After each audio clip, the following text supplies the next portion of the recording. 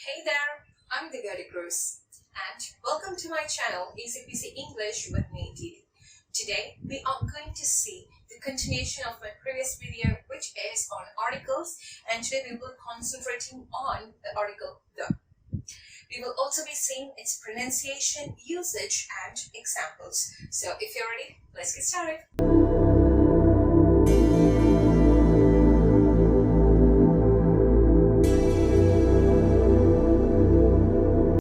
There often comes a confusion in the pronunciation of the article the.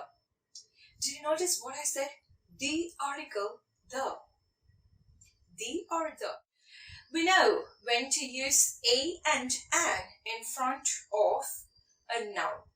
So we use a if the noun is starting with a consonant, and we use an if the noun is starting with a vowel.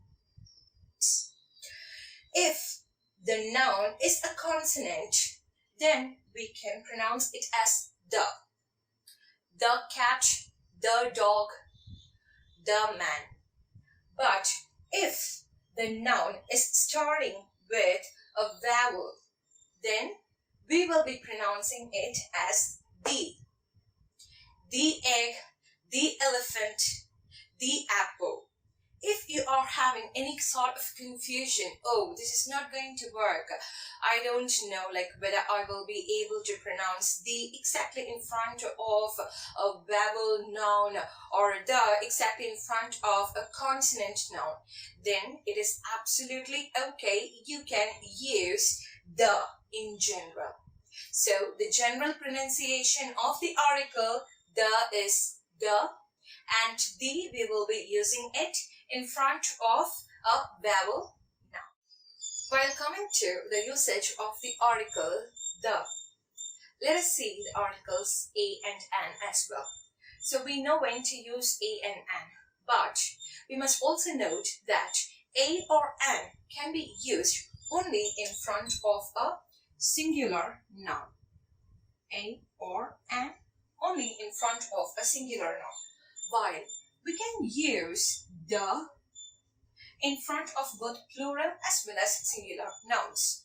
So it can be a cat or the cats. There is no harm in using the cats. So though it is plural, we can use the in front of the noun cats. Now let's dive deep into the usage of the article the. So as the name suggests, it is a definite article, which means we have got many rules, like more than 5 rules in the usage of the articles. But today, as it is a beginner's video, we are just going to see 2 of the rules or situations where we will be using the article the. So that is, one is to show uniqueness of a particular noun. And the other one, as the name specifies, it is definite article, which means something that is specific. While coming to the uniqueness of a noun, we can see that only one such noun will exist. And that's the reason why we use the in front of such nouns. For example, we do have only one sun and one moon, which means they are unique in nature. And that's the reason why we address them as the sun, the moon. And they are also superlative in nature, which means they are superior in nature. Let's look into the specific usage of the article the. Now here is a basket. Yeah, it is a basket full of red balls, and there is only one black ball in this particular basket.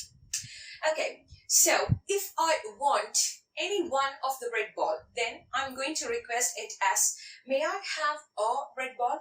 Which means out of many of the red balls, I just need one of it.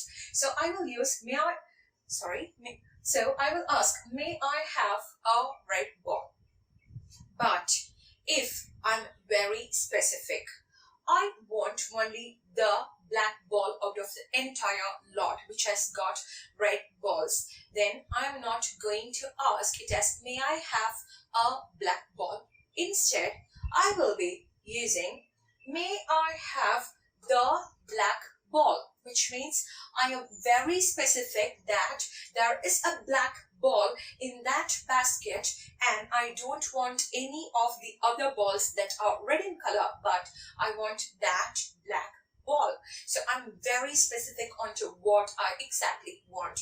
So this is first of all unique in that particular basket, and I am very specific onto which ball I want. So I'm going to ask, I want the black ball. Now we are going to see certain exceptions that are there in the usage of the articles a, and the. I'm sorry that I forgot to inform that there are few exceptions, so I'm just continuing with them. So before knowing what are the exceptions, we have to know what are countable nouns and uncountable. As the name suggests, if we are able to count the nouns, then they are called as countable nouns. And if you are not able to count the nouns, they are called as uncountable nouns. Now, there are two examples. I'm sorry for the weird drawings. Okay, so here is a basket again with many balls placed inside it, and here is a glass of water. So if we see, there are many balls in this particular basket, but though it takes time, we will be able to give the exact number of balls that are there in this basket, which means balls are countable. So I can count the number of balls which is placed inside this basket. So the noun balls is countable. Now I have got a glass of water over here. Just like the balls, will I be able to count the water inside the glass? No, I will not be able to count the water. Instead, I will be only able to measure the amount of water which is there inside the glass, which means this particular noun, which is water, is uncountable. So the nouns that we will be able to count are called as countable nouns, and the nouns that we cannot count is called as uncountable nouns. Here are some examples for countable nouns and uncountable nouns. Balls, apples, books. So though they are more in number, I will be able to count them. So they are called as countable nouns. Sugar, I will not be able to count the amount of sugar, the number of sugars. No, the sugar granules cannot be counted. I can only measure. Water, coffee. All these can be measured, but it cannot be counted. So these are called as uncountable nouns. So you may ask me, I was asking for a tea or coffee. No, we are not going to ask for a tea or a coffee. If we want some tea, we will have to ask the one whom we are gonna request as sir or ma'am, may I have some coffee or some tea or some water, some sugar. Let us now check your understanding. So here are 5 different nouns with different articles given. So check whether the articles go exactly with a noun. If required, you may pause the video. Let's check the answers. So except the last 2, the remaining 3 answers are perfect. The last 2 will not be having a or an in front of them because orange pens, they are plural in number, and wheat is an uncountable noun. You may also note that for all the 5 nouns, the can be used.